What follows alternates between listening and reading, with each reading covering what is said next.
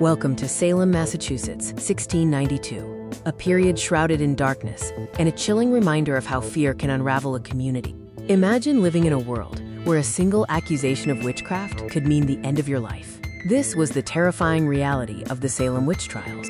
In the cold winter of 1692, the small, deeply Puritan community of Salem Village, Massachusetts, was fertile ground for something terrifying to take root: mass hysteria.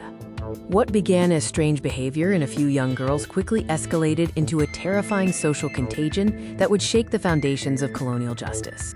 The afflicted girls suffered fits, screaming, and contortions. Local doctor declared it was beyond the natural.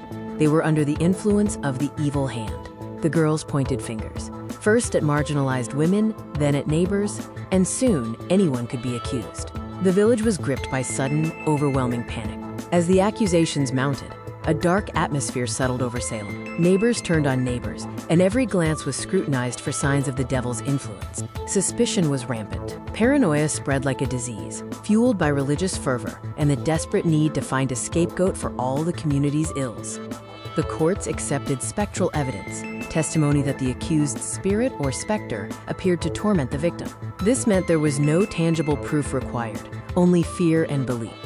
Now, the focus shifted from fear to the courtroom. The machinery of justice, driven by hysteria, began its destructive work.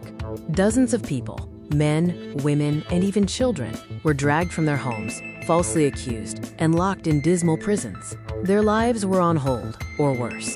The trials were harsh, driven by presumption of guilt. The court proceedings were cinematic in their injustice, prioritizing the emotional cries of the accusers over logic or defense.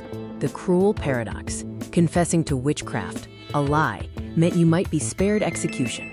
Maintaining innocence, however, often led directly to the gallows. The trials left an indelible scar on the colony. For the accused, the consequences were devastating and permanent. Cinematic shots of the aftermath capture the devastating montage of executions, shattered families, and lives forever ruined by the community's terror.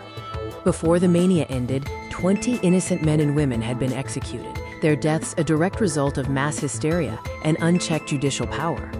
The Salem Witch Trials finally collapsed when respected members of society and the governor's own wife were accused. The realization of error was slow and painful. Juries and judges later expressed deep remorse, acknowledging the grave injustices committed. The Salem Witch Trials remain a profound warning about the dangers of mass hysteria, the fragility of justice, and the devastating cost of fear.